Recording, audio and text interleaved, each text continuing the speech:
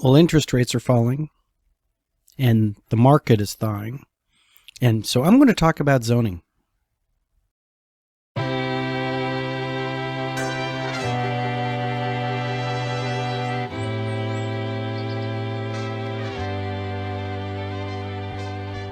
You know what amazes me? Everybody leaves the office here so I can start recording exactly when the sun hits to where it's going to be in my shot.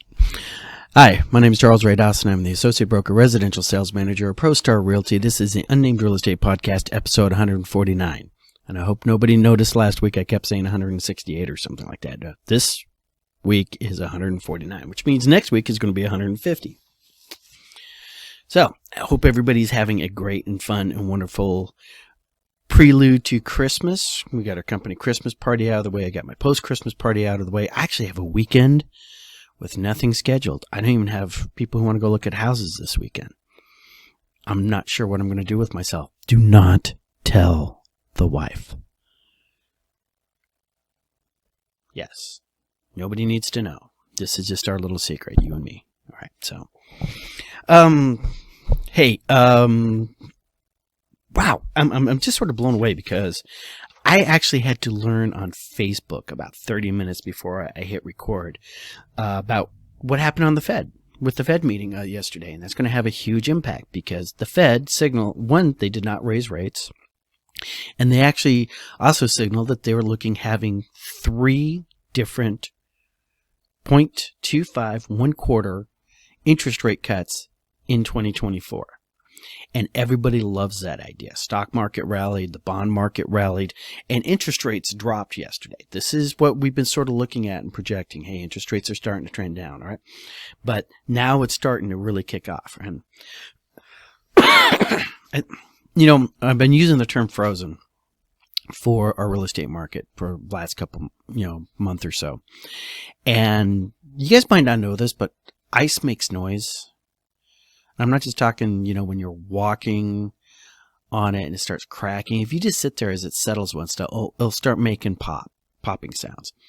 And if you're ever thinking about you're going to cross, like a frozen lake or something like that, and you're listening to it, if you can hear the lake, don't go onto the lake. All right, little tip there for you guys. Well, I'm starting to hear the popping sound. I think this glacier is about to calve off, and I think these things are going to start loosening up. Our interest rates, talking to Steve, he just saw a 6.5% interest rate for one of his buyers, so we're definitely hard into the sixes right now. We could hit that magic 5, and like I've been saying, when we hit 5, all hell's going to break loose.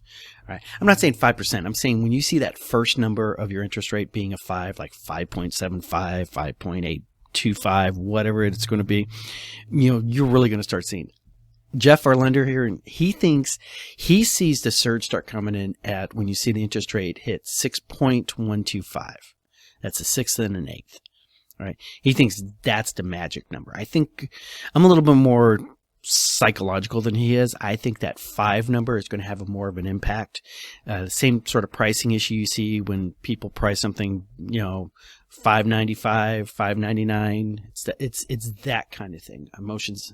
That emotion starts kicking in with certain numbers. All right. If you guys are holding out till 4, I don't think you're going to see a 4. I think that was then. This is now. All right. So, and we're starting to see a little bit of this on our numbers, all right? And, let's just get this out of the way. These are the numbers for December 13th of 2023. Actives this week are 15,619, third consecutive week of actives starting to come off. New listings are 1,482, down 140. Don't worry about that. That's seasonality. Contracts, 1,669, down 68. Closings, an anemic 1,056. Coming soon to an MLS near you, which means anytime in the next 30 days, 485, right? But our Cromford report numbers, our supply is at 65.8. Very, very slight reduction on that. What we're looking at for demand is 68.4. Very slight reduction on that, but is balancing us out at 104. For our overall Cromford report number, meaning we are in the higher end of a balanced market. All right. I want to show you how things are changing out there in the various neighborhoods, right? Chandler, all right, still leading the pack, and actually went up 2%, all right, so to 167, all right. People have been waiting for Chandler to drop down where they could get a deal. I don't think Chandler's going to have it happen. They got too much growth going on down there. All right, drops across the board. Goodyear is spiking back up 13% month over month. They were 81.6, now they're at 92.1. Back into a balanced market. Congratulations, Goodyear. And let's look at what our balanced markets are right now. Paradise Valley, who cares about the rich people? Peoria and Goodyear, okay? Those are our balances. Everything above those lines, Mesa, Tempe, Avondale, Scottsdale, Phoenix, Glendale, Gilbert, Fountain Hills, and Chandler, they're all still considered sellers markets out there. And our buyers markets, where you can find your deals at right now, are Cave Creek, Surprise, Queen Creek, Buckeye, and Maricopa. So our biggest loser month over month that we've had out there is, of course, Paradise Valley. Again, second one has been Cave Creek, as, hey, Cave Creek is Cave Creek. And, of course, somebody wants to call me right now. And then on the flip side of this, our biggest gainer has been Goodyear, really flipping it around out there. So interesting. Other number I wanted to show you, this is just one of those charts that only Ray's interested in. All right, look at this. This is your annual average home size, new build, right, in square feet.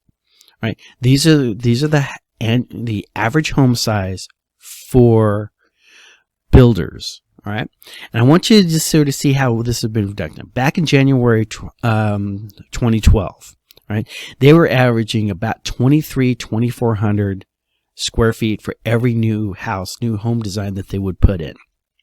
Right. As the interest rates and the market spiked up, they hit the top of, where they hit 2,583, was the biggest annual house, and that was in January or actually looks more like about February of 2015. And then it's starting to slide down from there. Okay. So as the home prices rise, as we recovered out of there, all right, to keep the cost of those houses low and within the market, all right, they've been making them slightly smaller and smaller, to where finishing up the last time they ran this report, it's 2,216 square feet. All right, so before this chart, we're at 2,400 square foot house. Now we're down to 22. We've lost 200 square feet somewhere. These are the new builds. All right. Now, remember when I was sitting there saying, I don't think they're building new starter homes, and then I've said, hey, I've been proven wrong. I just saw some starter homes. All right. They're building the starter homes now. Now they're farther out in the middle of nowhere. All right. You're looking at Goodyear. You're looking at Buckeye. You're looking out in those places. All right. But as you can see, just because of the entry level costs and everything like that with the interest rates, right, they've been starting to reduce price per square foot. All right. On the new builds. So if you are sitting there wanting, all right, that McMansion, if you're sitting there going, I want at least 2,400 square feet, I can sit there and pretty much tell you, okay, so you're looking at houses built between January, 2012, right, roughly about here, 2018. So 5 to 10 years old are going to be the newest houses that you can get. I'm not saying that there's some builder out there isn't building a 5,000 square foot house right now. I'm just saying that the average trend has been going smaller and smaller. So, and also lot sizes. And that comes up to the next conversation I wanted to have. And okay, so you guys don't realize this. I listen to a lot of podcasts, all right? And one of the podcasts I like to listen to, let me see if I can actually find a link real quick. Hold. Yeah, one I'll show you is this podcast I listen to is by a gentleman by the name of Andrew Heaton. He does The Political Orphanage. And he tends to talk about topics that I'm interested in, and he's relatively funny. All right. His latest podcast, Dead People Control Your House, talking about deed restrictions. All right. I'm on my way home from karaoke last night. I'm listening to him talk about deed restrictions. I'm like, oh, this is going to be so awesome for tomorrow. And first I was like sitting there going, okay, who's this guy that he's talking about? Or he's talking to, because he doesn't know what he doesn't know. And then I realized the entire topic of this podcast was about Austin in Texas, right? And they're talking about various deed restrictions and how when you sell your property, you can restrict its use. You can sell it subject to the fact that you are never going to put cows, or I'm going to sell you my acreage with the restriction you can never put sheep in this because this is cattle country. Yeehaw. Right. You can literally write that in, all right, to the deed before you transfer it over. In this particular case, I'm talking about other deed restrictions, especially those deed restrictions that started coming out, all right, when certain people were afraid other certain people were going to move into their neighborhood, bring down the price of property, all right, not pointing anybody out in particular. And those basically got overturned, all right? So if you ever did see that kind of deed restriction on it, those people cannot live in my neighborhood unless they are servants, and even then they can only use the alleyways and enter through the back door. All right. Yes, actually used to happen. I've literally seen that written into deeds before.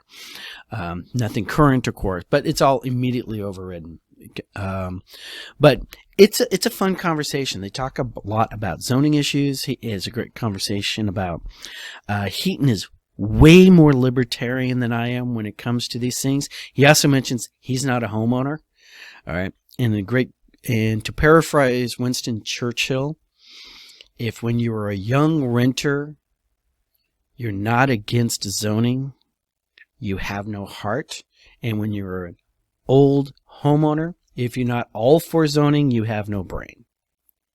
Mr. Heaton, that is my response to you.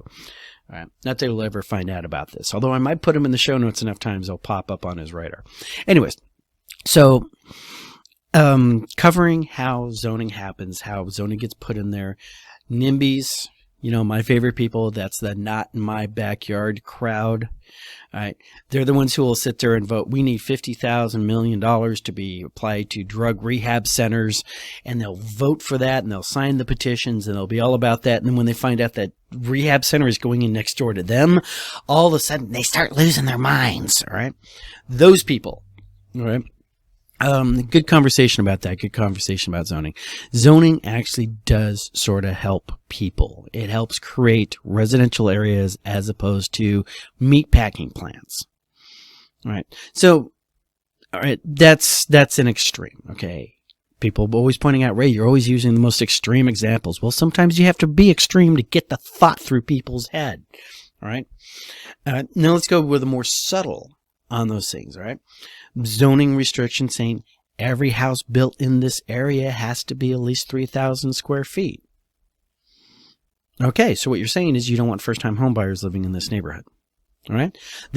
Zoning is caused by your local government. All right? I'm not talking about HOAs, CC&Rs, governance restrictions kind of stuff. That's a whole different layer of crazy. All right? But these zoning issues is like, hey, you can't have this, right? We mentioned this a couple weeks ago. Phoenix changed by fiat, just came down and said, hey, you know what? Anybody who wants to put an ADU, an auxiliary dwelling unit, in their backyard or in their front yard, all right, to rent out, to increase housing and maybe help pay for your mortgage and stuff like that, are allowed to do it within these restrictions. Classic example. All right. Now, here's the next thing, though. When you add an HOA to the mix, you've literally created another layer of government between you and the city. I know they're going to go, oh, it's a homeowner's board, it's a co-op board, whatever it is. It's a bunch of people who aren't you who get to tell you what to do. That's a government. All right. So those are the people who are going to start coming in there and have those little things of, oh, you have to choose one of these 3 colors to paint the exterior of your house, and you need to paint it every 5 years. Garbage cans need to be taken and off the street by 5 o'clock every night. Those people, all right? Now, the city's going to have something about you can't leave your garbage can out, and it's probably going to be somewhere in the statute. It's like, da-da-da-da. But it's not like Gladys is driving around in her golf cart doing her morning, the morning dawn patrol. And then the second evening patrol, she drives around looking for infractions with her little notebook and stuff like that. All right. What we got public services, and we see those trucks driving around. All right. Zoning enforcement, those guys, they're driving around looking for new construction. They're driving around looking to see if that house, like the one that was on the corner for me, and, oh, wait, They took their roof off. They need a permit. Check the records. We don't have a permit. Slap a stop work order on that. That house sat there for 2 years without a roof. I'd like to. It's nice to know that they're actually putting a roof on. I think somebody bought it and is flipping it right now. God bless them. But these are different things. So Andrew Heaton, really, it's a fun conversation to listen to. This is my suggestion of the day. I think he's the second funniest guy who has his own YouTube channel podcast. Right? And I don't need to tell you who the first one is. Right? Even though he is a professional and has apparently been paid to be funny. So, Andrew Heaton, write this down. You can find him at themightyheaton.com. His podcast, The Political Orphanage, which is really cool because it's guaranteed to tick off both spectrums because he really tries to be in the happy, moderate middle. So, what that means to you, the extremists in my life, is that he actually talks to those other people. He lets those other people have a voice. Oh my God. So yeah, he'll be second up against the wall when the revolution comes, and I will miss him when it happens. All right. I think that's pretty much it. All right. That's what I got to talk about today. So, I did have a comment saying it was an awful downer last week when I talked about the kid who got out through the doggy door, but really, there's a reason why I say these things. All right. So don't mean to harsh your buzz. And so watch children, pets around the water. Do not drive in anything flooded. Work your circles, all right? Get geared up for Christmas. And see you guys next week.